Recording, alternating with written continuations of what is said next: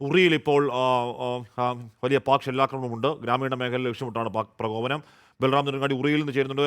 ബൽറാം, സുരക്ഷിതമായി നിൽക്കണം ആദ്യം. ഇന്നലെയൊക്കെ നമ്മൾ കണ്ട കാഴ്ചകൾ അത്യന്തം വേദനാജനകമായ കാഴ്ചകളാണ്. ഇപ്പം ഇന്ന് ബൽറാം പോയ സ്ഥലം, സലാമാബാദിൽ ബൽറാം പോയ സ്ഥലങ്ങളിലൊക്കെ അക്ഷരാർത്ഥത്തിൽ നിലംപരിശായി കിടക്കുന്ന കുറേയധികം പാവങ്ങളുടെ വീടുകൾ കണ്ടിരുന്നു. വാർത്താ സമ്മേളനത്തിൽ അവർ പറയുകയായിരുന്നു, 2 കുട്ടികൾ കൊല്ലപ്പെട്ട കാര്യം പറയുകയായിരുന്നു. അവരുടെ മാതാപിതാക്കൾ അങ്ങേയറ്റം ഗുരുതരമായ പരിക്കുകളോട് ആശുപത്രിയിൽ ആയ കാര്യം പറയുകയായിരുന്നു. ബൽറാം ഉച്ചയ്ക്ക് സംസാരിക്കുമ്പോൾ രാത്രി കയ്യിൽ കിട്ടൊരു കമ്പിളിയുമായി ഇറങ്ങി ഓടിയ ഒരു കുട്ടിയെപ്പറ്റി പറഞ്ഞത് കേട്ടു. സമാനമായ സംഭവങ്ങൾ ഉറിയിലും ഉണ്ടാവുകയാണോ ബൽറാം?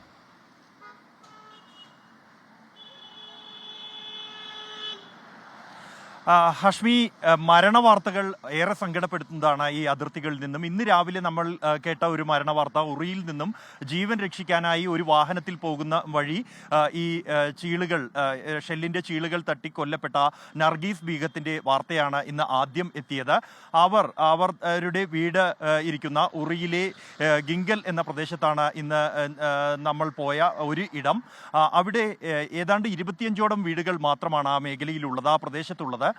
കഴിഞ്ഞ 3 ദിവസങ്ങൾക്കിടെ 20ഓളം ഷെല്ലുകളാണ് ഈ പ്രദേശത്ത് വീണ് പൊട്ടിയിരിക്കുന്നത്. നിരവധി വീടുകൾക്ക് കേടുപാട് സംഭവിച്ചിരിക്കുന്നു. അത്തരത്തിൽ ഈ ഷെല്ലാക്രമണം രൂക്ഷമായത് ഇന്നലെ രാത്രി 9 മണി മുതലാണ്. ആ സമയത്താണ് നർഗീസ് ബീഗം കുടുംബത്തിലെ കുട്ടികളെ ഉൾപ്പെടെ കൂട്ടി ഒരു വാഹനത്തിൽ രക്ഷപ്പെടാനായി മാതാവിൻ്റെ വീട്ടിലേക്ക് പോകും വഴിയാണ് അവരുടെ വാഹനത്തിൽ ഷെല്ല് വീണ് അവർ മരിക്കുന്നതും അവരോടൊപ്പം ഉണ്ടായിരുന്ന കുഞ്ഞുങ്ങൾക്ക് 3 പേർക്ക് പരിക്കേൽക്കുകയും ചെയ്തിരിക്കുന്നത്. അതിൽ ഒരു കുഞ്ഞിൻ്റെ നില അതീവ ഗുരുതരമായി തുടരുകയാണ്. ആശുപത്രിയിൽ ഇപ്പോഴും ബാരാമുള്ള ഗവൺമെന്റ് മെഡിക്കൽ കോളേജിലാണ് അവർ ചികിത്സയിലുള്ളത്. സമാനമായ സാഹചര്യം ആ മേഖലയിലൊക്കെ ഉണ്ടായിരിക്കുന്നു.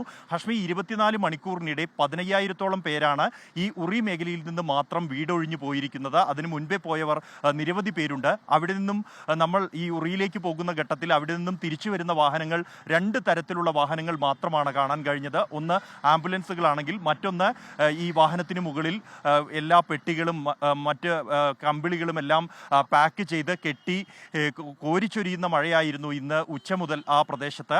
ആ മഴയിൽ അവർ വീടെല്ലാം ഉപേക്ഷിച്ച് സുരക്ഷിതമായ ഇടങ്ങൾ തേടി പോവുകയാണ്. അതിൽ പലരോടും നമ്മൾ ചോദിക്കുമ്പോൾ അവർക്ക് എവിടെയൊക്കെയാണ് പോകുന്നത് എന്ന് പോലും അറിയില്ല.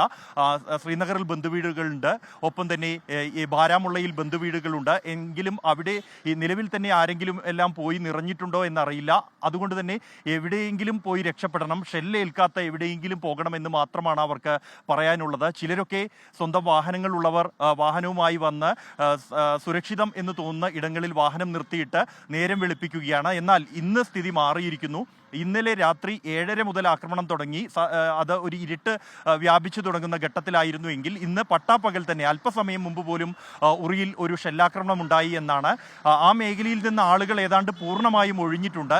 പ്രായമായ ചിലർ മാത്രമാണ് ആ മേഖലയിൽ ഇപ്പോൾ തങ്ങുന്നത്. അത് ഉറിയിൽ മാത്രമല്ല, സമീപത്തുള്ള മേഖലകളിലെല്ലാം തന്നെ സമാനമായി പ്രായമായ ആളുകൾ, വീട് വിട്ടുപോകാൻ കഴിയാത്തവർ, പശുക്കളോ മറ്റു വളർത്തു മൃഗങ്ങളോ ഉള്ളവർ, അവരെ ഒറ്റയ്ക്കാക്കി ഉപേക്ഷിച്ചു പോകാൻ കഴിയാത്തവർ മാത്രമായി കഴിയുന്ന ഇടമായി ഈ മേഖല മുഴുവൻ മാറിയിരിക്കുന്നു. കടകമ്പോളങ്ങൾ പൂർണ്ണമായും അടഞ്ഞു കിടക്കുകയാണ്.